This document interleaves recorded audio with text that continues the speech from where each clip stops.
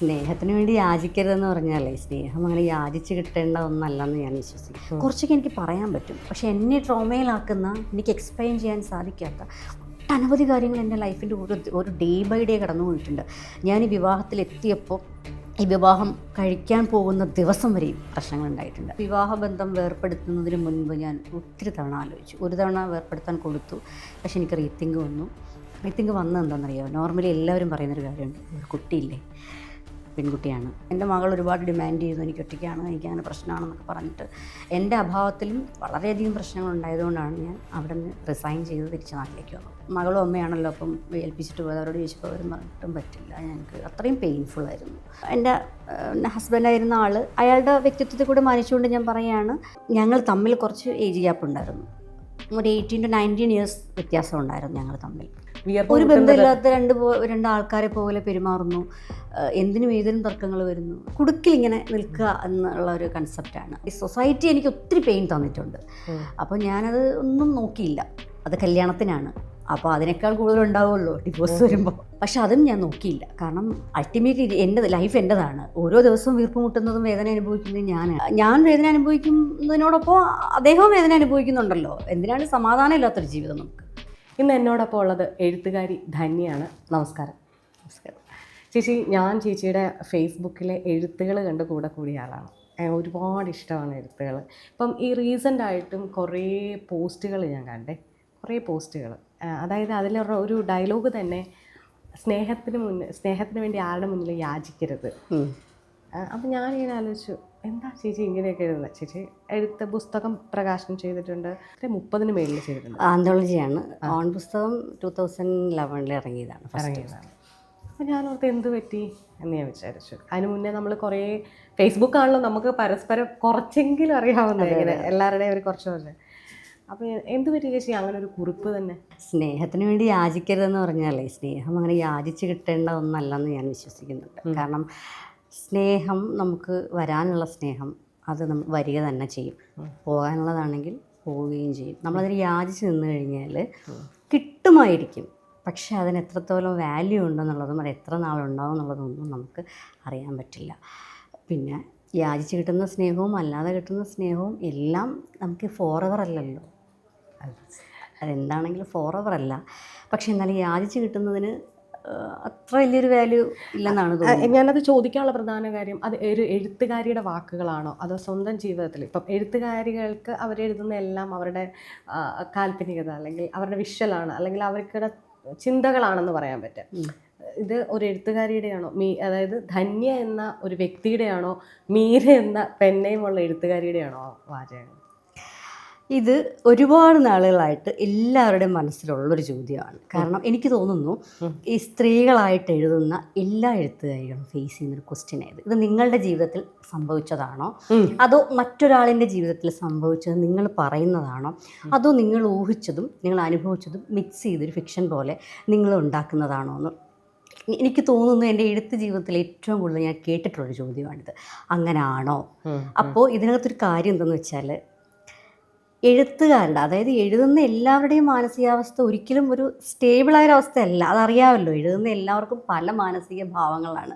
വളരെ പെട്ടെന്ന് സന്തോഷിക്കുകയും വളരെ പെട്ടെന്ന് സങ്കടപ്പെടുകയും എല്ലാ ഇമോഷൻസിനെയും ഉള്ളിലേക്ക് എടുക്കുകയും ചിലപ്പോൾ മൊത്തത്തിൽ റിജക്റ്റ് ചെയ്യുകയും ചെയ്യുന്ന ഒരു പ്രത്യേക അവസ്ഥയുള്ളവരാണ് പൊതുവേ എഴുതുന്നവർ. എല്ലാവരുടെയും കാര്യമല്ല, കൂടുതൽ അങ്ങനെയാണെന്നാണ്, പ്രത്യേകിച്ച് സ്ത്രീകൾ.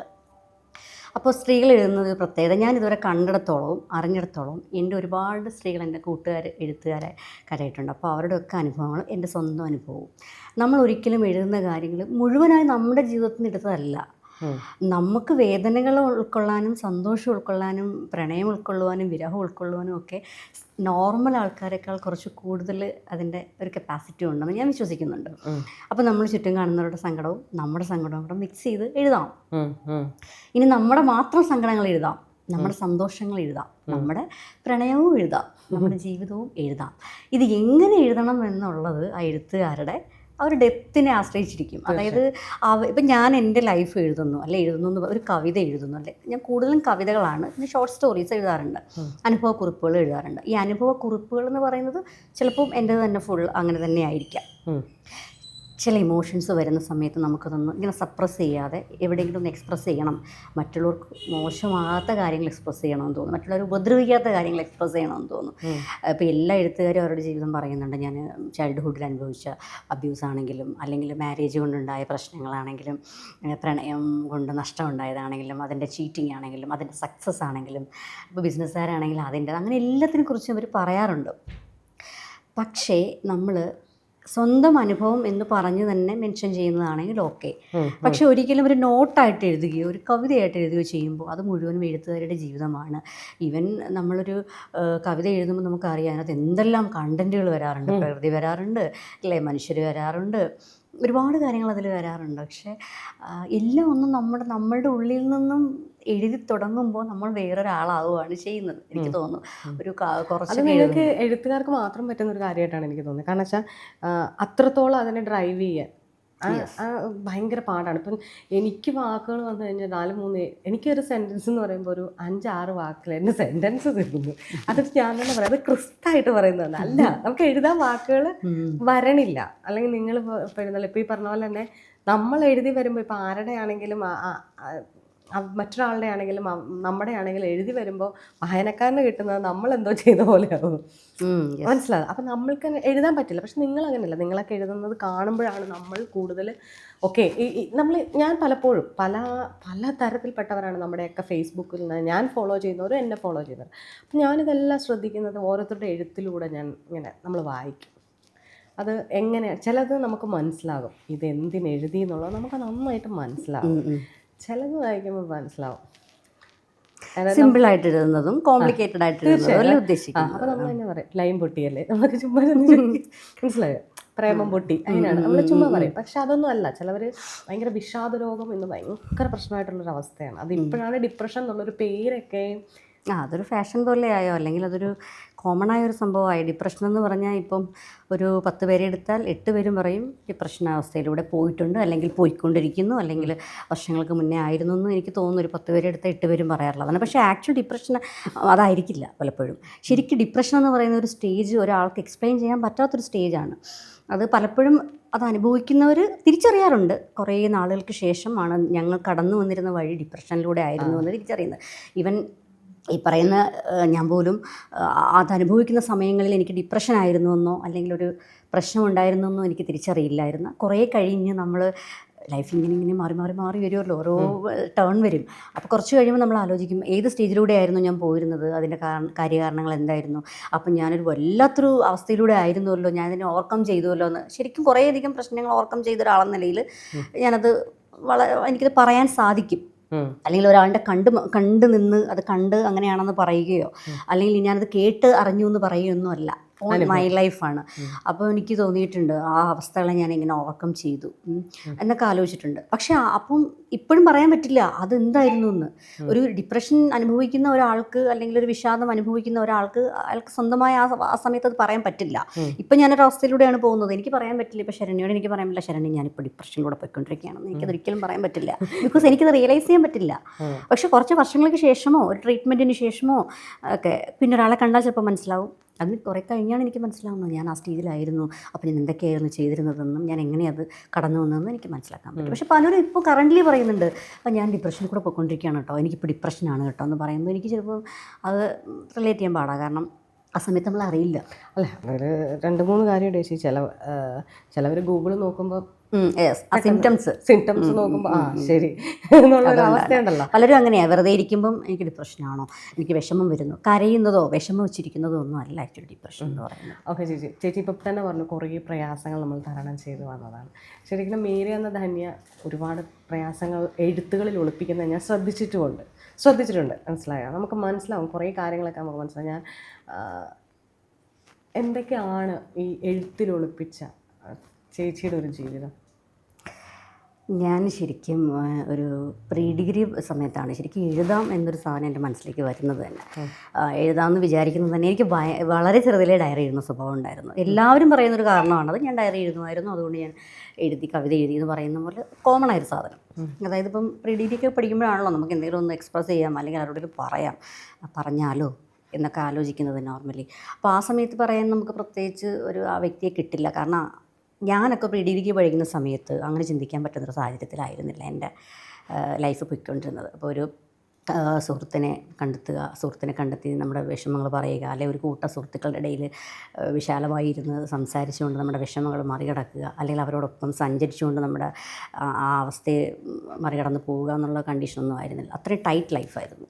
കാരണം പിന്നെ കോളേജിലേക്ക് പോയതിന് ശേഷം പോകുന്നത് മുതൽ മോർണിംഗ് പോകുന്നത് മുതൽ തിരിച്ച് വരുന്നത് വരെ വളരെ പ്രശ്നകരമായൊരു സങ്കീർണമായൊരു സാഹചര്യത്തിൽ കൂടിയാണ് പോവുകയും വരികയും ചെയ്തുകൊണ്ടിരുന്നത്. അതിനെക്കുറിച്ചൊക്കെ ഞാൻ എഴുതിയിട്ടുണ്ടെന്ന് എനിക്ക് തോന്നുന്നു. അപ്പോൾ അത്രയും ടെൻഷനും അത്രയും മെൻ്റലി ടൈറ്റുമായൊരവസ്ഥയില്ല. അപ്പം ഈ ഉല്ലാസം ഒന്നും നമുക്ക് പറ്റില്ല. അപ്പോൾ എനിക്ക് ആകെ ഉണ്ടായിരുന്ന ഒരു വഴി എന്തായിരുന്നു, വീട്ടിൽ വന്നിട്ട് ഡയറി എടുക്കുക, എഴുതുക. അപ്പം ഫസ്റ്റ് ടൈമിലൊക്കെ ഫ്രം ദ ഡേ ഞാൻ രാവിലെ തുടങ്ങി രാത്രി ഇങ്ങനെയായിരുന്നു. അതായിരുന്നു തുടക്കം. പിന്നെ തോന്നി അത് ആ ലാംഗ്വേജ് കുറച്ചുകൂടെ ബെറ്റർ ആക്കാമെന്ന് തോന്നി. ആ ലാംഗ്വേജ് ബെറ്റർ ആക്കണമെന്ന് തോന്നിയതെന്ന് വെച്ച് കഴിഞ്ഞാൽ വായിക്കാം എന്ന് വിചാരിച്ചു. അപ്പോൾ എന്തെങ്കിലും കിട്ടുമല്ലോ എന്ന്. അങ്ങനെ പുസ്തകങ്ങൾ വായിച്ച് തുടങ്ങിയതാണ്. അപ്പോൾ ഇതിനിടെ കുറേ കാലം ഞാൻ ഹോസ്റ്റലിലായിരുന്നു. അപ്പോൾ ആ സമയത്ത് എനിക്ക് ലൈബ്രറി ആയിരുന്നു ആകെ ഉണ്ടായിരുന്നൊരു ആശ്വാസം. അങ്ങനെയാണ് പുസ്തകങ്ങളിലേക്ക് വന്നത്. സൗഹൃദങ്ങളൊന്നും ഇല്ലായിരുന്നു? വളരെ കുറവായിരുന്നു എനിക്ക്. ഭയങ്കര എന്താണ് ഞാനൊരു ഇൻട്രോവേർട്ടായിരുന്നു ശരിക്കും. ആൾക്കാരെ ശരിക്കും ഇപ്പോഴും ഞാൻ ഇങ്ങനെ ക്ലോസ് ആയിട്ട് ആൾക്കാരെ കണ്ടാൽ ഞാൻ നെർവസ് ആവും.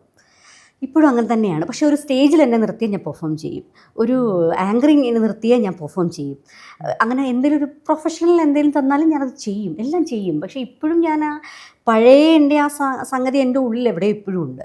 ഇപ്പോഴും ഞാനൊരു സ്റ്റേജിൽ എല്ലാവരുടെയും മുന്നിൽ പെർഫോം ചെയ്യുന്നതോട് നിന്നിട്ട് എനിക്ക് ഇൻറ്റിമസി ഉള്ള ഒരാൾ, ഏതെങ്കിലും ഒരു വ്യക്തി എൻ്റെ അടുത്തേക്ക് വന്ന് ഹൈ മീര അല്ലെ ധന്യ എന്ന് പറഞ്ഞ് വന്നിട്ട് എൻ്റെ കയ്യിൽ പിടിക്കുകയോ എൻ്റെ അടുത്തേക്ക് വരികയോ ചെയ്താൽ ഞാൻ വിറയ്ക്കും. കാരണം എനിക്കറിയില്ല ഇപ്പോഴും ആ ഇൻഡിവിജ്വൽ സ്പേസിൽ അവരോട് എങ്ങനെ ബിഹേവ് ചെയ്യണമെന്ന് എനിക്ക് ആശങ്കയാണ്.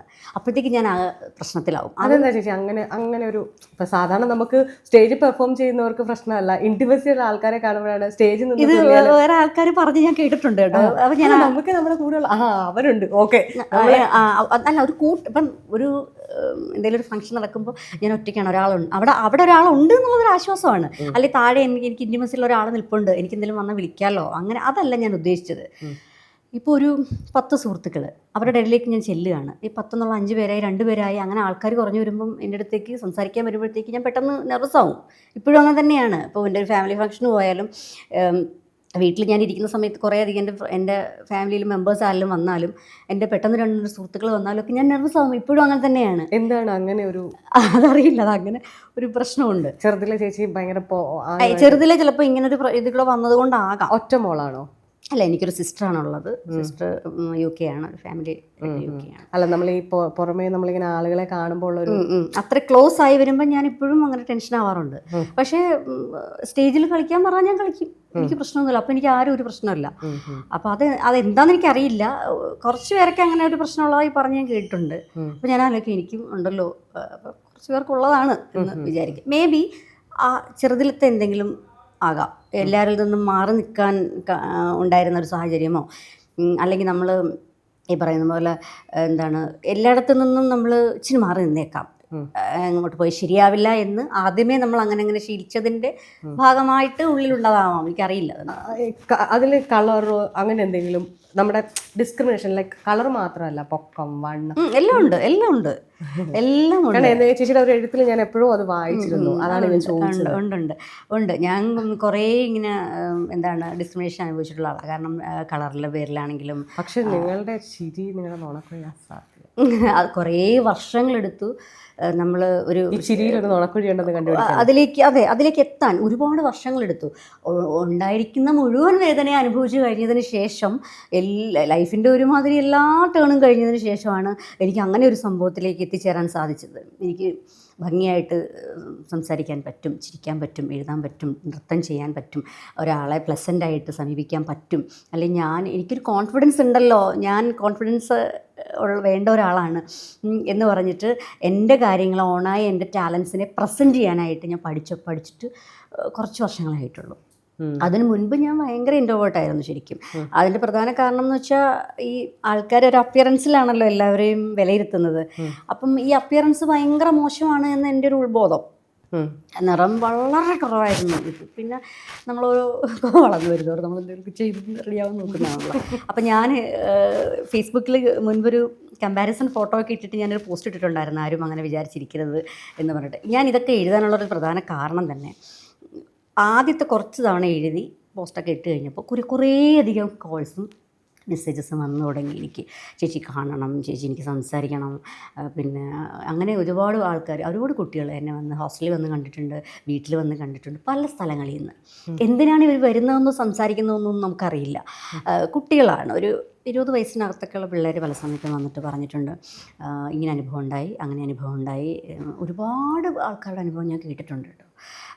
വിശ്വസിക്കാൻ പറ്റാത്തതും ഞാനിങ്ങനെ സ്റ്റണ്ടായിരുന്നു പോയിട്ടുള്ളതുമായ അനുഭവങ്ങൾ. അതിൻ്റെയൊക്കെ പിന്നിൽ കുട്ടികളുടെ ചിന്ത, ഇങ്ങനെ സൂയിസൈഡ് ചെയ്ത് കളയാം, അല്ലെങ്കിൽ എവിടെയെങ്കിലും ഇങ്ങനെ ഇറങ്ങിപ്പോയി കളയാം, അല്ലെങ്കിൽ അങ്ങനെ ഒത്തിരി കുട്ടികൾ. അപ്പം അവരൊക്കെ പറഞ്ഞിട്ടുണ്ട്, ചേച്ചി അതിനെ എങ്ങനെ ഓവർകം ചെയ്തു എന്ന് എന്നോട് ചോദിക്കും. കളിയാക്കുമ്പോൾ എന്തായിരുന്നു ചെയ്തുകൊണ്ടിരുന്നത്, അപ്പം ഇങ്ങനെ എങ്ങനെയാണ് ആവശ്യങ്ങളെ എങ്ങനെയാണ് കണ്ടുമുട്ടിയത്, അതിൻ്റെ ഉത്തരങ്ങൾ എങ്ങനെയാണ് കണ്ടുമുട്ടിയത് എന്നൊക്കെ ചോദിക്കുമ്പോൾ ഞാൻ പറയാറുണ്ട്, ഇങ്ങനെ കുറേ കാലം ഞാൻ ഇതേപോലെ ഡിപ്രഷൻ അടിച്ചും അല്ലെങ്കിൽ എന്താണ് വിഷമിച്ചും ഒക്കെ നടന്നു. ഒരു സ്റ്റേജ് കഴിഞ്ഞപ്പോൾ തോന്നി, നമ്മളായിട്ട് തന്നെ എഴുന്നേറ്റ് വന്നേ പറ്റുള്ളൂ, അല്ലാതെ ആരും നമ്മൾ എഴുന്നേൽപ്പിക്കില്ല ഒരിക്കലും. നമുക്ക് ആരുമില്ല നമുക്ക് എഴുന്നേൽപ്പിക്കാനായിട്ട്. നമ്മൾ എഴുന്നേറ്റ് വന്ന് നമ്മൾ തന്നെ നമുക്കുണ്ടാകുന്ന കണ്ടെത്തി മുമ്പോട്ട് പോയി കഴിഞ്ഞാൽ ഈ പോയതെല്ലാം വരും. സൗന്ദര്യം വരും, കൂട്ടുകാർ വരും, പിന്നെ കാശ് വരും, പ്രശസ്തി വരും. പക്ഷെ നമ്മൾ അതിനായിട്ട് ട്രൈ ചെയ്യണം. നമ്മളിലുണ്ട് എന്ന് വിചാരിച്ച് നമ്മൾ ട്രൈ ചെയ്താൽ വരും. അങ്ങനെ ചേച്ചി പറഞ്ഞോളെ, ചേച്ചിയുടെ ചെറുതിലെ ഇപ്പോൾ ഫാമിലിയിൽ നിന്നോ അല്ലെങ്കിൽ കുടുംബക്കാരിൽ നിന്നോ ആരിൽ നിന്നും ആവാം നിങ്ങൾക്ക് ഈ ഒരു, നമുക്ക് ചെറിയ മനസ്സിൽ നമ്മൾ പെട്ടെന്ന് അപകർഷതാബോധം, കുഞ്ഞു പിള്ളേരല്ലേ, പെട്ടെന്ന് ബ്രെയിനിലേക്ക് ആഡ് ആവുന്നത്, അങ്ങനെ ഒരു അവസ്ഥയെ പിന്നീട് മറികടക്കാൻ ചേച്ചി ഇത്രയും വർഷം എടുത്തെന്നാണ് പറയുന്നത്. അതെ. ഇപ്പം ഈ ചെറുതിൽ ഇത് മനസ്സിലായിട്ടുമില്ല. അപ്പോൾ ചേച്ചി തന്നെ പറയുന്നുണ്ട് ഇത്രയും വർഷങ്ങൾക്ക് ശേഷം മനസ്സിലാക്കി ഞാനെന്ന്. അപ്പോൾ ഇപ്പോൾ പുറകോട്ട് തിരിഞ്ഞ് നോക്കുമ്പോൾ അന്ന് എന്നെ ഇതുപോലെ ആരെങ്കിലും ഒന്ന് ചേർത്ത് നിർത്തിയിരുന്നെങ്കിൽ, അല്ലെങ്കിൽ പറഞ്ഞു തന്നിരുന്നെങ്കിൽ, അല്ലെങ്കിൽ ആ പറഞ്ഞവരോട് നമ്മളോട് കളിയാക്കുകയോ അല്ലെങ്കിൽ നമ്മളെ ചേർത്ത് നിർത്താറോ ചെന്ന് എപ്പോഴെങ്കിലും ചോദിച്ചിട്ടുണ്ടോ? ഇല്ല, അങ്ങനെ ചോദിച്ചിട്ടില്ല. അങ്ങനെ ചോദിക്കാൻ പക്ഷേ നമ്മൾ കണ്ട് മനസ്സിലാക്കുമല്ലോ, ചില അവസരങ്ങളിൽ നമ്മൾ കണ്ട് മനസ്സിലാക്കുമല്ലോ, നമ്മളോട് ഇങ്ങനെ ബിഹേവ് ചെയ്തവരാണല്ലോ ഇവർ, അല്ലെങ്കിൽ നമ്മളെ അന്ന് ഇങ്ങനെ പറഞ്ഞവർ. അങ്ങനെ ഞാൻ എൻ്റെ ഉള്ളിൽ തന്നെയാണ് ഞാൻ സന്തോഷിക്കാറ്. നമ്മളിപ്പോൾ ചെന്ന് അതിലൊന്നും കാര്യമില്ലെന്ന് തോന്നുന്നു എനിക്ക്, ശരണ്യ. കാരണം ഒരു ഫാമിലി ഫംഗ്ഷൻ വരുന്നു, കുറേ വർഷങ്ങൾക്ക് മുൻപും അതേ ഫാമിലിയിൽ അതുപോലൊരു ഫംഗ്ഷൻ ഉണ്ടായിട്ടുണ്ടാകാം, അതെൻ്റെ ചൈൽഡ്ഹുഡിലായിരിക്കാം. അപ്പം ഞാൻ അനുഭവിച്ച ഒരു സംഗതി എനിക്ക് റീകളക്ട് ചെയ്യാൻ പറ്റും. കുറേ വർഷങ്ങൾക്ക് ഇപ്പുറം ഞാൻ അവിടെ സെൻറ്റർ ഓഫ് അട്രാക്ഷനായി നിൽക്കുമ്പോൾ എനിക്കത് റീകളക്ട് ചെയ്യാൻ പറ്റും.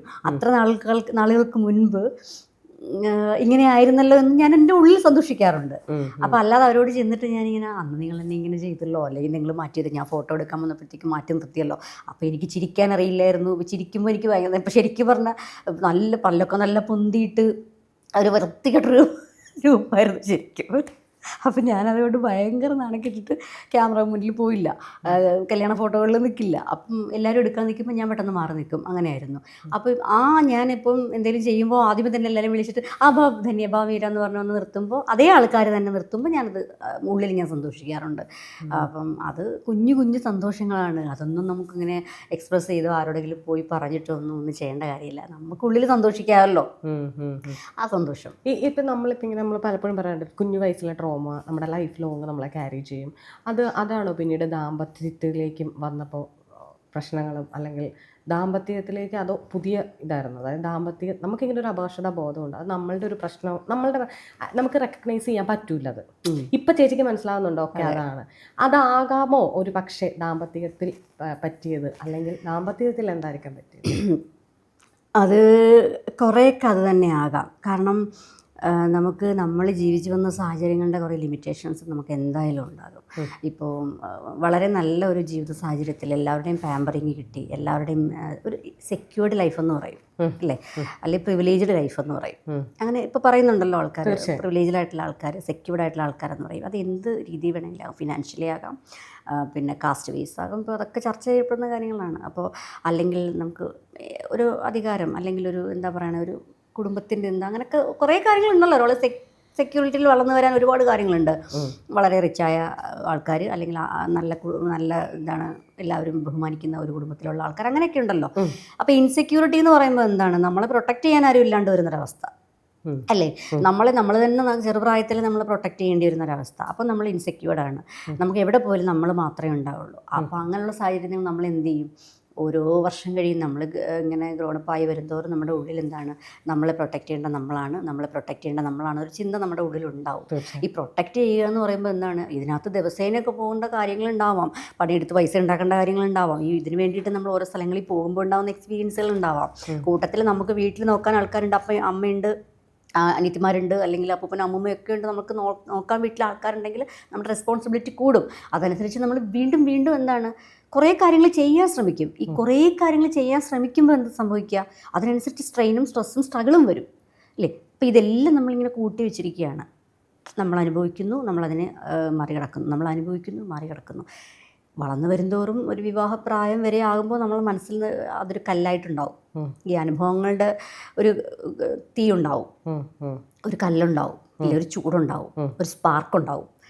ഇതൊക്കെ നമുക്കുണ്ടാകും. അപ്പം നമ്മൾ രൂപപ്പെട്ടു വന്നിരിക്കുന്നത് എങ്ങനെയാണ്, ഈ ഫോമിലാണ്, ഇതിലാണ് നമ്മൾ രൂപപ്പെട്ട് വരുന്നത്. അല്ലാതെ അച്ഛനോ അമ്മയോ കൊണ്ടുപോയിട്ട് ഇങ്ങനെ പലഹാരം വാങ്ങിച്ചു തന്ന്, ഇഷ്ടംപോലെ ഓർണമെൻറ്റ്സ് വാങ്ങിച്ചു തന്ന്, ഡ്രസ്സ് മേടിച്ച് തന്ന്, ബലൂൺ വാങ്ങിച്ചു തന്ന്, അല്ലെങ്കിൽ നല്ല നല്ല സ്ഥലങ്ങളിൽ കൊണ്ടുപോയിട്ട് എപ്പോഴും വണ്ടിയിലിരുത്തി തിരിച്ചുകൊണ്ട്, അങ്ങനെയുള്ള കുട്ടികളെക്കാൾ കുറച്ചും കൂടി കല്ലാവുന്നത് ആരാണ്, ഈ അനുഭവങ്ങളുള്ളവരാണ്. അപ്പോൾ അവരുടെ സ്വഭാവത്തിൽ എപ്പോഴും ഉണ്ടാവും ഒരു റഫ്നെസ് ഉണ്ടാവും. റഫ്നെസ് അത് കുറേ കാലം കണ്ടിന്യൂ ചെയ്യാൻ പറ്റുമെന്നറിയില്ല, ചിലപ്പോൾ സോഫ്റ്റ് ആകാം. പക്ഷെ അവരുടെ ഉള്ളിൽ ഇവർ രൂപപ്പെടുത്തി വന്നിരുന്ന സിസ്റ്റം ഉണ്ടല്ലോ, ഈ സിസ്റ്റത്തിൽ അവരുണ്ടാക്കിയെടുത്ത ഒരു മാനസിക ഒരു സംഭവമുണ്ട്, ഒരു ബലം. അല്ലെ അവർക്ക് അഭിപ്രായങ്ങൾ പറയാനോ അല്ലെ റിജക്റ്റ് ചെയ്യാനോ ആ പ്രായത്തിൽ പഠിച്ചിട്ടുണ്ടാവും, നോ പറയാനും യെസ് പറയാനും ഒക്കെ ഇല്ലേ. ഒരാൾ വളർത്തിക്കൊണ്ടുവരുന്ന ഒരാൾക്ക് പക്ഷേ എന്ത് പറയണം എന്നറിയാതെ അയാൾ ചിലപ്പം കുറച്ച് ഫ്രജൈലാവും. പക്ഷേ അല്ലാത്തൊരു ആളെന്ന നിലയിൽ ഒരു പെൺകുട്ടി ഇപ്പം നമുക്കറിയാം, നോ പറയാമെങ്കിൽ നോ പറയാൻ പറ്റും, യെസ് പറയാൻ പറ്റും, ആ രീതിയിലായിരിക്കും വളർന്നു വരിക. മേ ബി ഞാൻ പറഞ്ഞു വന്നതാണ്, ഇപ്പോൾ വിവാഹ ജീവിതത്തിലേക്ക് കടക്കുമ്പോൾ ഒരു സുപ്പീരിയോറിറ്റി എന്ന് അതിനെ പറയാൻ പറ്റില്ല. നമ്മളെ വീണ്ടും ഇൻസൾട്ട് ചെയ്യുന്ന എന്തെങ്കിലും ഒന്ന് വരുമ്പോൾ നമ്മൾ റിയാക്ട് ചെയ്യും. റിയാക്ട് ചെയ്യാതിരിക്കാൻ പറ്റില്ല. അതൊരു അഹങ്കാരമല്ല ഒരിക്കലും. അത് എനിക്ക് തോന്നുന്നില്ല. അങ്ങേയറ്റം വിധേയത്വം ഒരു ദാമ്പത്യ ജീവിതത്തിൽ വേണമെന്ന് ഞാൻ വിശ്വസിക്കുന്നില്ല. വിധേയത്വമല്ല ദാമ്പത്യം എന്ന് പറയുന്നത്, പരസ്പരം അണ്ടർസ്റ്റാൻഡിങ്, മ്യൂച്വൽ അണ്ടർസ്റ്റാൻഡിങ് തന്നെയാണ്. ഞാൻ വിധേയത്വത്തോടുകൂടി ജീവിക്കാൻ ഒരാളിൻ്റെ അടുത്തേക്ക് വന്നു എന്ന് വിചാരിച്ച് ജീവിക്കുന്നത് എങ്ങനെയാണ്, പ്രത്യേകിച്ചും ഈ എന്താണ് സെൽഫ് മെയ്ഡ് എന്ന് പറയുന്ന പോലെ വളർന്നു വന്നിരുന്ന പെൺകുട്ടികൾ എങ്ങനെയാണ് അങ്ങനെ ആവുക? ഒരിക്കലും പറ്റില്ല. പക്ഷെ നമ്മൾ സറണ്ടർ ചെയ്യാനും കുറേയൊക്കെ സഫർ ചെയ്യാനും അഡ്ജസ്റ്റ് ചെയ്യാനും നോക്കും. 50% 60% നോക്കും. മേ ബി അതുകൊണ്ടാകാം. പക്ഷേ എൻ്റെ ഓപ്പോസിറ്റ് നിന്നിരുന്ന എൻ്റെ ഹസ്ബൻഡായിരുന്ന ആൾ, അയാളുടെ വ്യക്തിത്വത്തെ കൂടെ മാനിച്ചുകൊണ്ട് ഞാൻ പറയുകയാണ്, ഇപ്പോൾ ഞങ്ങൾ തമ്മിൽ കുറച്ച് ഏജ് ഗ്യാപ്പ് ഉണ്ടായിരുന്നു. ആ ഏജ് ഗ്യാപ്പ് വിവാഹ സമയത്ത് ഞങ്ങൾക്ക് രണ്ടുപേർക്കും ഒരു പ്രശ്നമായിരുന്നില്ല. ഒരു 18 to 19 ഇയേഴ്സ് വ്യത്യാസം ഉണ്ടായിരുന്നു ഞങ്ങൾ തമ്മിൽ. 19. അതെ. അപ്പോൾ അത് പലതവണയും അങ്ങോട്ടും ഇങ്ങോട്ടും ചർച്ച ചെയ്ത കാര്യം. വിവാഹം വീട്ടുകാർ തന്നെ നടത്തിയതാണല്ലേ? വിവാഹം എന്നോട് വിവാഹം കഴിക്കാൻ താല്പര്യമുണ്ടെന്ന് പറയുകയും, അപ്പോൾ ഞാനതൊരു 3-4 വർഷം എനിക്ക് പഠിക്കണം, അല്ലെങ്കിൽ എനിക്ക് വീട്ടിൽ കുടുംബത്തിലെ കാര്യങ്ങൾ നോക്കണം എന്ന് പറഞ്ഞു. അതിന് മുന്നേ എൻ്റെ അച്ഛൻ മരിച്ചിട്ടുണ്ടായിരുന്നു. അപ്പോൾ അച്ഛൻ മരിച്ചു കഴിയുമ്പോൾ വീണ്ടും കുറേ ഉത്തരവാദിത്വം നമ്മുടെ തലയിലേക്ക് വരുമല്ലോ, വീട്ടിൻ്റെ കുറച്ച് കാര്യങ്ങളൊക്കെ വരും. മൂത്ത കുട്ടിയാണ്. അപ്പോൾ ഞാൻ വീണ്ടും വിവാഹം ഇങ്ങനെ പിന്നീടാവട്ടെ എന്ന് പറഞ്ഞു. അപ്പോൾ ഇവിടെ എന്തെന്നറിയ പ്രശ്നം വരില്ല. ഞാൻ നേരത്തെ പറഞ്ഞ കാര്യമാണ്, നമ്മൾ ഓൾറെഡി ഇൻസെക്യൂർഡായിട്ട് വളർന്നു വന്ന ഒരാളാണ്. നമ്മുടെ ഉള്ളിൽ ഇപ്പോൾ എന്താണ് ഉണ്ടാവുക, നമ്മുടെ ഭർത്താവായി വരുന്ന ആൾ നമ്മളെ പ്രൊട്ടക്റ്റ് ചെയ്യണം. അപ്പോൾ ഇത്രയും കാലം ഞാൻ ഇത്രയും ഇയേഴ്സ് 23 ഇയേഴ്സിലായിരുന്നു എൻ്റെ മാരേജ്. അപ്പോൾ 23 ഇയേഴ്സ് ഉള്ള ഒരു പെൺകുട്ടി എന്ന് പറയുമ്പോൾ നോർമലി കുറച്ച് പാമ്പറിങ്ങും, കുട്ടികളിലുള്ള ഒരാളെക്കാൾ കൂടുതൽ അവർ ആഗ്രഹിക്കുന്നത് എന്താണ്, മിസ്സായി പോയ നമ്മുടെ ഫാദർ, അല്ലെങ്കിൽ നമ്മുടെ ബ്രദർ, അല്ലെങ്കിൽ നമ്മൾ നോക്കാൻ അത്ര മെച്യൂർഡ് ആയിട്ടുള്ള ഒരാളെ ആയിരിക്കും. എൻ്റെ ഉള്ളിൽ അങ്ങനെയായിരുന്നു. എല്ലാവരും അങ്ങനെയാണെന്ന് എനിക്കറിയില്ല. അപ്പോൾ ഞാനതാണ് ആഗ്രഹിച്ചത്. അപ്പോൾ ഞാൻ അദ്ദേഹത്തോട് പലതവണ ഇത് ചോദിച്ചിട്ടുണ്ട്. എനിക്ക് എൻ്റെ ഫാമിലിയിലൊരു മുതിർന്ന ഒരാളായിട്ടിരുന്നുകൊണ്ട് കാര്യങ്ങൾ, എനിക്ക് അനിയത്തിയാണ്, അമ്മ ഉണ്ട്, അപ്പം നോക്കണം, അതിനെന്താ കുഴപ്പമില്ല എന്നൊക്കെ രീതിയിൽ അങ്ങനെയാണ് ആ ഒരു വിവാഹത്തിലേക്ക് എത്തുന്നത്. ഒരു 2.5 വർഷത്തോളം ഞങ്ങൾ വിവാഹം കഴിക്കാം, അല്ലെങ്കിൽ കഴിക്കണോ വേണ്ടയോ, കഴിക്കാമെന്നൊരു ചർച്ചയിൽ നിന്നു. അപ്പോൾ 2005 എൻ്റെ അച്ഛൻ മരിക്കുകയാണ്. അപ്പോൾ അച്ഛൻ ശരിക്കും സൂയിസൈഡ് ചെയ്യായിരുന്നു. അപ്പോൾ അച്ഛൻ മരിച്ചു കഴിഞ്ഞപ്പം പിന്നെ നോർമലി ഞാനും എൻ്റെ സിസ്റ്ററും അമ്മയും ആണല്ലോ. അപ്പോൾ ആ സമയത്ത് ഒരു 1 ഇയർ കഴിഞ്ഞപ്പോൾ വീണ്ടും ഇദ്ദേഹം വന്നിട്ട് വിവാഹം സംസാരിച്ചു. അപ്പം ഞാൻ എന്താ വിചാരിച്ചത്, ഞങ്ങൾ 3 പേരാണുള്ളത്, അപ്പോൾ ഒരു കുറച്ച് നല്ല പക്വതയുള്ളൊരു മനുഷ്യൻ ലൈഫിലേക്ക് വരികയാണ്, അപ്പോൾ അതൊരു ടേൺ ആകും, എനിക്കൊരു സെക്യൂരിറ്റി, പിന്നെ അനിയത്തി, എല്ലാം കൊണ്ടും അത് ഓക്കെ ആണല്ലോ എന്ന് വിചാരിച്ചു. അങ്ങനെയാണ് ഞാൻ ആ വിവാഹത്തിലേക്ക് കടക്കുന്നത്. പക്ഷേ വിവാഹം കഴിഞ്ഞിട്ടാണ് പിന്നീട് പുള്ളിക്ക് എന്താണ് ഏജിൻ്റെ പുള്ളി അതെപ്പോഴും മെൻഷൻ ചെയ്ത് പറയുമായിരുന്നു. ഞാൻ അത്രയും അങ്ങനെ അതൊരു ടോക്കായി. പിന്നീട് അറിയാമല്ലോ, ചെറിയൊരു തീപ്പൊരി വീണ് കഴിഞ്ഞാൽ പലതിലേക്കും അത് സ്പ്രെഡ് ആകും. പിന്നീട് നമ്മളെപ്പോഴാണ് അങ്ങനെ ഒരു ജീവിതം വേണ്ടാന്ന് വെക്കുന്നതെന്ന് വെച്ചാൽ എല്ലാ ദിവസവും നമുക്കിങ്ങനെ സ്ട്രെസ്സാകുമ്പോഴാണ് അല്ലേ. സ്നേഹമാണെങ്കിലും വിവാഹം വളരെ സ്നേഹത്തോടു കൂടി തന്നെ ആയിരുന്നു എന്നുള്ളത്. പക്ഷേ അത് പിന്നീട് മാറി വരുമ്പോൾ നമുക്ക് അദ്ദേഹത്തിനും അത് സ്ട്രെസ്സാകും, എനിക്കും സ്ട്രെസ്സാകും. അപ്പോൾ എന്തിനാണ് അങ്ങനെ പരസ്പരം സ്നേഹിച്ച 2 മനുഷ്യന്മാർ ഒരു മുറിക്കകത്തിരുന്ന് ഒരു ബന്ധമില്ലാത്ത രണ്ട് ആൾക്കാരെ പോലെ പെരുമാറുന്നു, എന്തിനും ഏതിനും തർക്കങ്ങൾ വരുന്നു എന്ന് പറഞ്ഞാൽ. പിന്നെ പൊതുവേ അധികം ആൾക്കാരുമായി ഇൻട്രാക്ട് ചെയ്യാത്തൊരു വ്യക്തിയാണ് അദ്ദേഹത്തിന്. പിന്നെ വൈഫും അല്ലെങ്കിൽ അവിടെ മാത്രം, വേറെ എങ്ങോട്ടും യാതൊരു ബന്ധവും ആരുമായി വേണ്ട എന്നൊരു അങ്ങനെ ഒരു കുടുക്കിലിങ്ങനെ നിൽക്കുക എന്നുള്ള ഒരു കൺസെപ്റ്റാണ്. അപ്പം അത് നമ്മൾ അക്സെപ്റ്റ് ചെയ്യാൻ തയ്യാറായിരുന്നു. പക്ഷെ നമ്മുടെ കുറച്ചെങ്കിലും സ്വപ്നങ്ങളിലേക്കോ കുറച്ചെങ്കിലും കാര്യങ്ങളിലൊക്കെ ഇറങ്ങി വരികയും മിനിമം തർക്കിക്കാതെങ്കിലും ഇരിക്കുക എന്ന് പറയുമ്പോൾ, പക്ഷേ ഞാനീ പറയുന്നത് സോഫ്റ്റായിട്ടാണ്, പക്ഷെ ഇത് അനുഭവിക്കുന്ന സമയം നമുക്ക് വളരെ വലിയ വേദനയാണ്. തീർച്ചയായും ഇതിപ്പോൾ വളരെ സോഫ്റ്റായിട്ടാണ് ഞാൻ പറഞ്ഞത്. പക്ഷേ അദ്ദേഹത്തെ ഇപ്പം ഒരു ലൈഫ് ജീവിക്കാൻ ഹേർട്ട് ചെയ്യേണ്ടെന്ന് എനിക്ക് ആഗ്രഹം ഉണ്ടായതുകൊണ്ടും കൂടിയാണ് ഞാൻ പറയുന്നത്. അപ്പം കുറേ അധികം ആലോചിച്ചതിന് ശേഷം നമ്മളെങ്കിൽ അപ്പം ഞാൻ ഈ ഒരു വിവാഹബന്ധം വേർപ്പെടുത്തുന്നതിന് മുൻപ് ഞാൻ ഒത്തിരി തവണ ആലോചിച്ചു. ഒരു തവണ വേർപ്പെടുത്താൻ കൊടുത്തു, പക്ഷെ എനിക്ക് റീത്തിങ്ക് വന്നു. റീത്തിങ്ക് വന്നത് എന്താണെന്നറിയാമോ? നോർമലി എല്ലാവരും പറയുന്നൊരു കാര്യമുണ്ട്, ഒരു കുട്ടിയില്ലേ, പെൺകുട്ടിയാണ്, ഒരു കുട്ടിയുണ്ടല്ലോ. ഞാൻ വീണ്ടും ഇപ്പോൾ ഈ കുട്ടിയെക്കുറിച്ച് ആലോചിച്ചു. ഈ വിവാഹബന്ധം ശരിക്കും വേർപെടാതെ എങ്ങനെ പോകാം? കുറച്ച് കഴിയുമ്പോൾ വീണ്ടും ഓക്കെ ആവുമല്ലോ, ചിലപ്പോൾ കുറച്ച് നാളത്തെ പ്രശ്നമേ ഉണ്ടാവുമല്ലോ എന്ന് കരുതി ഞാൻ വിദേശത്തേക്ക് പോയി ജോലിക്ക്. കാരണം അങ്ങനെയെങ്കിലും മാറി നിന്ന് കഴിയുമ്പോൾ കുറച്ച് കഴിയുമ്പോൾ ആ സ്നേഹവും പ്രണയവും ഒക്കെ തിരിച്ചു വന്നാലോ എന്ന്. കാരണം ഞാൻ അത്രമാത്രം അത് ആഗ്രഹിക്കുന്നുണ്ടായിരുന്നു. അപ്പോൾ എനിക്ക് തോന്നുന്നു ഞാൻ മോൾക്കൊരു 5 ഇയേഴ്സ് ഉള്ളപ്പോൾ ഞാൻ ഗൾഫിൽ പോയി. ഗൾഫിൽ പോയത് എന്ന് വെച്ച് കഴിഞ്ഞാൽ ആ ഗ്യാപ്പിൽ എന്താണ് നമ്മുടെ സ്നേഹം എന്താണ്, അല്ലെ നമ്മളില്ലാത്ത അവസ്ഥ എന്താണെന്ന് മനസ്സിലാക്കട്ടെ എന്ന് വിചാരിച്ചു. അപ്പം പക്ഷെ ഞാൻ പോയി കഴിഞ്ഞപ്പോൾ അത് കൂടി. അപ്പം ഞാൻ ഉണ്ടായിരുന്നതിനേക്കാൾ പ്രശ്നങ്ങളായി പോയി കഴിഞ്ഞപ്പോൾ എനിക്കൊന്ന് സാലറി മേടിക്കുന്നു, ഞാൻ സാലറി മുഴുവൻ ഞാൻ വീട്ടിലേക്ക് ഓരോ കാര്യങ്ങൾക്ക് എടുക്കുന്നു, എൻ്റെ അവിടെ നിന്നുള്ള കാര്യങ്ങൾ മാത്രം നോക്കുന്നു. ഞാൻ പോകുമ്പോൾ എൻ്റെ സിസ്റ്ററിൻ്റെ മാരേജ് കഴിഞ്ഞിട്ട് ഒരു 3 ഡേയ്സോ 4 ഡേയ്സോ കഴിയുമ്പോഴാണ് ഞാൻ ഗൾഫിലേക്ക് പോകുന്നത്. അതായത് അച്ഛൻ മരിച്ചു, അതിനുശേഷം കല്യാണം നടന്നു. കല്യാണം നടക്കുമ്പോൾ ഞാനിങ്ങനെ കാര്യങ്ങൾ പുള്ളിയോട് അവതരിപ്പിച്ചിട്ടുണ്ടായിരുന്നു. ഞങ്ങൾ ഇത്ര പേരേ ഉള്ളൂ, ബുദ്ധിമുട്ടൊന്നും ഉണ്ടാവില്ല, ഞങ്ങളുടെ കൂടെ ഉണ്ടാവണമെന്ന് പറഞ്ഞു. അങ്ങനെ ഞങ്ങളുടെ വീട്ടിൽ ആയിരുന്നു. പക്ഷെ ഒട്ടും പറ്റുന്നുണ്ടായിരുന്നില്ല എന്ന സാഹചര്യം വന്നു. ഞാൻ നാട്ടിലേക്ക് തിരിച്ചു വരുന്ന സമയത്ത് എൻ്റെ മകൾ ഒരുപാട് ഡിമാൻഡ് ചെയ്തു, എനിക്ക് ഒറ്റയ്ക്കാണ്, എനിക്കങ്ങനെ പ്രശ്നമാണെന്നൊക്കെ പറഞ്ഞിട്ട്. എൻ്റെ അഭാവത്തിലും വളരെയധികം പ്രശ്നങ്ങൾ ഉണ്ടായതുകൊണ്ടാണ് ഞാൻ അവിടെ നിന്ന് റിസൈൻ ചെയ്ത് തിരിച്ച് നാട്ടിലേക്ക് വന്നത്. നാട്ടിലേക്ക് വന്ന് ഞാൻ ആദ്യം ചെയ്തത്, എൻ്റെ മകളും അമ്മയാണല്ലോ അപ്പം ഏൽപ്പിച്ചിട്ട് പോയത്, അവരോട് ചോദിച്ചപ്പോൾ അവർ ഒട്ടും പറ്റില്ല, ഞങ്ങൾക്ക് അത്രയും പെയിൻഫുള്ളായിരുന്നു. അപ്പോൾ അതുകൊണ്ട് ഞാൻ ഡിവോഴ്സ് കൊടുത്തു. ആദ്യം പുള്ളിക്ക് അത്ര സമ്മതമായിരുന്നില്ല, പിന്നീട് അതിനകത്ത് അക്സെപ്റ്റ് ചെയ്തു. അതിനുശേഷം പിന്നെ ശരിക്കും തികച്ചും ഞാൻ എൻ്റെ ബിസിനസ്സിലേക്കും കുട്ടിയുടെ കാര്യങ്ങളിലേക്കും തിരിഞ്ഞു. പിന്നെ എനിക്ക് കുറേ ആക്ടിവിറ്റി അന്ന് തന്നെ ഉണ്ടായിരുന്നുള്ളൂ, എഴുത്തും. ഞാൻ ശരിക്കും അതിലൊക്കെയാണ് ആശ്വാസം കണ്ടെത്തിയത്. കാരണം നമ്മൾ പിന്നെ ഒരു കാര്യം അപ്പോഴും ഞാൻ ആലോചിച്ചത് എന്താണ്, എൻ്റെ അടുത്ത് ഈ സംസാരിക്കാൻ വരുന്ന കുട്ടികൾ അവരോടൊക്കെ ഞാൻ എപ്പോഴും പറയാറുണ്ട്, ഇപ്പം എനിക്ക് ശരണ്യയോട് പറയാൻ സാധിക്കുന്നത് എൻ്റെ ലൈഫിലെ ഒരു 40% കാര്യങ്ങളായിരിക്കും. തീർച്ചയായും. അപ്പം പക്ഷെ ഞാൻ എക്സ്പീരിയൻസ് ചെയ്തത് അതൊന്നും ആയിരിക്കില്ല. കുറച്ചൊക്കെ എനിക്ക് പറയാൻ പറ്റും, പക്ഷെ എന്നെ ട്രോമയിലാക്കുന്ന, എനിക്ക് എക്സ്പ്ലെയിൻ ചെയ്യാൻ സാധിക്കാത്ത ഒട്ടനവധി കാര്യങ്ങൾ എൻ്റെ ലൈഫിൻ്റെ ഒരു ഡേ ബൈ ഡേ കടന്നു പോയിട്ടുണ്ട്. ഞാൻ ഈ വിവാഹത്തിലെത്തിയപ്പോൾ ഈ വിവാഹം കഴിക്കാൻ പോകുന്ന ദിവസം വരെയും പ്രശ്നങ്ങളുണ്ടായിട്ടുണ്ട്. പുള്ളി അത്യാവശ്യം ഫേമസ്, അത്യാവശ്യം നല്ലൊരു ഫാമിലിയിൽ, അത്യാവശ്യം ഫിനാൻഷ്യലി സെറ്റിലായ ഒരു ഫാമിലിയിലൊക്കെയാണ്. അപ്പം ഞാൻ അതുകൊണ്ടാണ് അതിലേക്ക് വന്നതെന്ന് കുറേ പേര് പറഞ്ഞു. പിന്നെ അങ്ങനെ പിന്നെ എന്താണ് ഈ സൊസൈറ്റി എനിക്ക് ഒത്തിരി പെയിൻ തന്നിട്ടുണ്ട്. അപ്പോൾ ഞാനത് ഒന്നും നോക്കിയില്ല. അത് കല്യാണത്തിനാണ്. അപ്പോൾ അതിനേക്കാൾ കൂടുതലുണ്ടാവുമല്ലോ ഡിവോഴ്സ് വരുമ്പോൾ. തീർച്ചയായും. വിവാഹത്തിന് അത്രയും പ്രശ്നങ്ങളാകുമ്പോൾ, വിവാഹമോചനം വരുമ്പോൾ അതിലധികം ഉണ്ടാകും. പക്ഷെ അതും ഞാൻ നോക്കിയില്ല. കാരണം അൾട്ടിമേറ്റ്ലി എൻ്റെ ലൈഫ് എൻ്റെതാണ്. ഓരോ ദിവസവും വീർപ്പ് മുട്ടുന്നതും വേദന അനുഭവിക്കുന്നതും ഞാനാണ്. അപ്പം ഞാൻ വേദന അനുഭവിക്കുന്നതിനോടൊപ്പം അദ്ദേഹവും വേദന അനുഭവിക്കുന്നുണ്ടല്ലോ. എന്തിനാണ് സമാധാനം ഇല്ലാത്തൊരു ജീവിതം നമുക്ക്? അതിൻ്റെ ആവശ്യമില്ല. അതിനോടൊപ്പം അമ്മയും സ്ട്രെസ് അനുഭവിക്കുന്നു. അമ്മ എൻ്റെ കൂടെയാണ്. മകളോട് ചെറിയ കുട്ടിയാണ്. അതിനോട് ഞാൻ ചോദിച്ചപ്പോൾ അതിനും എനിക്ക് പിന്നെ സമാധാനമായി നിന്നാലോ എന്ന കുഞ്ഞിന് വരെ ഒരു ചിന്ത വന്നപ്പോൾ ഞാൻ വിചാരിച്ചു, രണ്ടാമത്തെ തവണ ഞാൻ ഡിവോഴ്സ് കൊടുത്തു. അത് സക്സസ് ആയി. പിന്നെ ഞാൻ എൻ്റെ ലൈഫിലേക്ക് തിരിഞ്ഞു. അങ്ങനെയാണോ ഈ ബൊട്ടീക്കും കാര്യങ്ങളും ഒക്കെ തുടങ്ങി ലൈഫ് വീണ്ടും? അല്ലല്ല, ബോട്ടിക്കൊന്നും എൻ്റെ ചിന്തകളിലേ ഉണ്ടായിരുന്ന ഒന്നല്ല കേട്ടോ. വളരെയധികം യാത്ര ചെയ്ത് ഒത്തിരി പിന്നെ ട്വിസ്റ്റും ടേണും ഒക്കെ വന്നതിന് ശേഷമാണ് ഈ ബോട്ടിക്കിലേക്ക് വന്നത്. ഞാൻ ആക്ച്വലി ഒരു ടീച്ചറായിരുന്നു.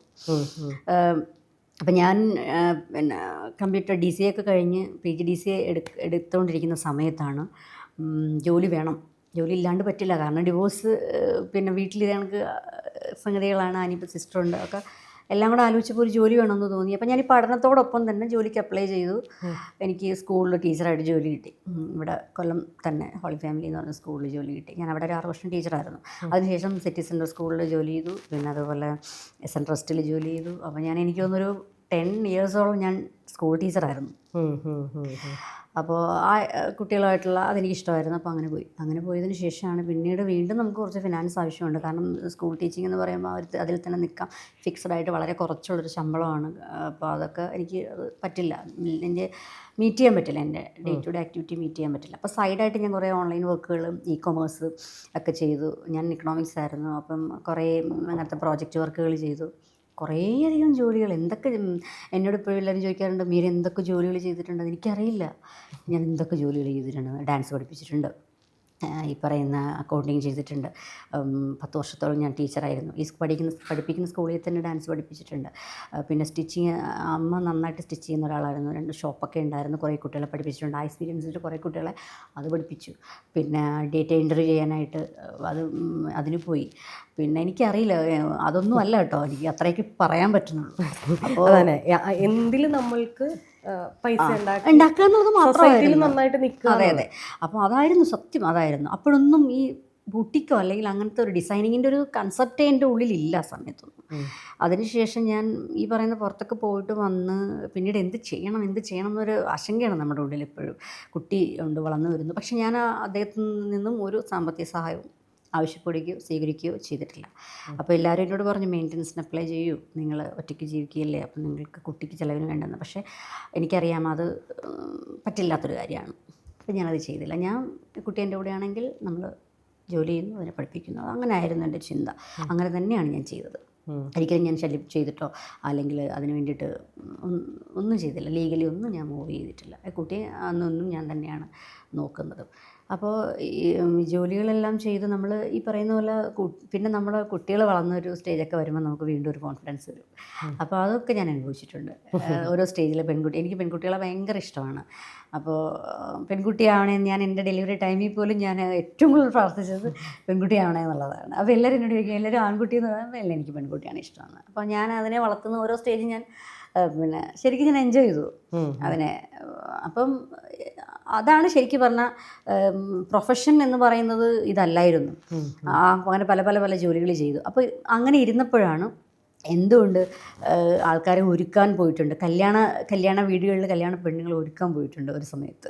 അപ്പം സ്കൂളിൽ നിന്ന് ജോലി കഴിഞ്ഞ് വരും. ജോലി കഴിഞ്ഞ് 6:30 വന്നു കഴിഞ്ഞാൽ 6:30 മുതൽ 7:30 വരെ ട്യൂഷൻ, 7:30 മുതൽ 8-9 മണി വരെ ട്യൂഷൻ, 9 മണി തൊട്ട് 11:30 വരെ ട്യൂഷൻ, 11:30 വരെയും ഹോം ട്യൂഷൻ എടുത്തിട്ട് 11:30ക്ക് ഞാൻ തിരിച്ച് എൻ്റെ വീട്ടിൽ വന്ന സമയങ്ങളാണ്. എന്നുവെച്ചാൽ അത്രയും സമയം വർക്കാണ്. വന്നു കഴിഞ്ഞാൽ പിന്നെ ഓൺലൈൻ വർക്ക് ഉണ്ടാകും. ഏർലി മോർണിംഗ് 3 മണി വരെ, 2 മണി വരെ, 1 മണിക്കൂർ 1.5 മണിക്കൂറാണ് എനിക്ക് ഉറങ്ങാൻ കിട്ടുന്ന സമയം. അപ്പോൾ അങ്ങനെയൊക്കെ നമ്മൾ ചെയ്തിട്ടുണ്ട്, കുറച്ചുകൂടെ ബെറ്റർ ലൈഫ്. അപ്പോൾ അത് അന്നേരം ഒന്നും ഈ ചിന്തയില്ല. അപ്പോഴാണ് ഞാൻ ആലോചിച്ചത് ഇങ്ങനെയൊക്കെ ചെയ്യുന്ന നല്ല ഡ്രസ്സ് ഇടുന്ന ആൾക്കാരെന്നൊക്കെ. അപ്പം ഞാൻ ആദ്യം ശരിക്കും എൻ്റെ ബിസിനസ് തുടങ്ങിയത് ഒരു 6,000 രൂപയ്ക്ക് അല്ലേ? സൃഷ്ടിയൊക്കെ പിന്നെ കുറേ വർഷത്തിന് ശേഷം വന്നു. ഇതൊന്നും ഒരു പേര് പോലും ഇല്ലാതിരുന്നൊരു സമയത്ത് ഞാൻ എങ്ങനെ ഈ ബോട്ടിക്കല്ല, ഒരു എന്താണ്, ഒരാൾക്കൊരു ഡ്രസ്സ് ഇട്ട് കൊടുക്കണം, എന്താണ് അങ്ങനെ. അപ്പം ഞാൻ ആദ്യം ശരിക്കും എൻ്റെ കയ്യിൽ പൈസയൊന്നും ഇല്ലല്ലോ. ഞാൻ ആദ്യം ചെയ്തത് സാരീസൊക്കെ വെട്ടി വീട്ടിൽ അമ്മ ചെയ്യുന്നതിൻ്റെയൊക്കെ ബാലൻസ് എടുത്തിട്ട് ഞാൻ കുറേ ഡ്രസ്സുകൾ ചെയ്ത് ഇട്ട് നടന്നു തുടങ്ങി. അപ്പം ശരിക്കും അതാണ്, എനിക്കത് എൻ്റെ നാട്ടിലൊക്കെ ഉള്ളവർക്ക് അതിപ്പോഴും അറിയാമായിരിക്കും. അപ്പോൾ ആരെ ചോദിക്കും, ഇത് ആര് ചെയ്തു? ഞാൻ ചെയ്തു, കൊള്ളാമല്ലോ. അങ്ങനെ ഞാൻ 1 ഇട്ടു, 2 ഇട്ടു, 3 ഇട്ടു, പിന്നീട് പല പല മോഡലിട്ടു, മിഡി ഇട്ടു, ചുരിദാറിട്ടു, പല പല ഡ്രസ്സുകൾ നമ്മൾ ചെയ്തു നോക്കിയല്ലോ. അപ്പം ഇത് പറയുമ്പോഴും എനിക്കൊരു കോമഡി ഇതിനകത്ത് ഫീൽ ചെയ്യുന്നതെന്ന് അറിയാമോ, ഇതൊന്നും ഇട്ടാലും ഇപ്പോൾ ഇരിക്കുന്ന പോലെ അല്ല അന്നിരിക്കുന്നത്. അന്ന് ഇട്ട കൊള്ളുമോ ഇല്ലയോ എന്ന് പോലും എനിക്ക് ചിന്തിക്കാൻ പറ്റില്ല. പക്ഷേ എൻ്റെ ആവശ്യം അതായിരുന്നു.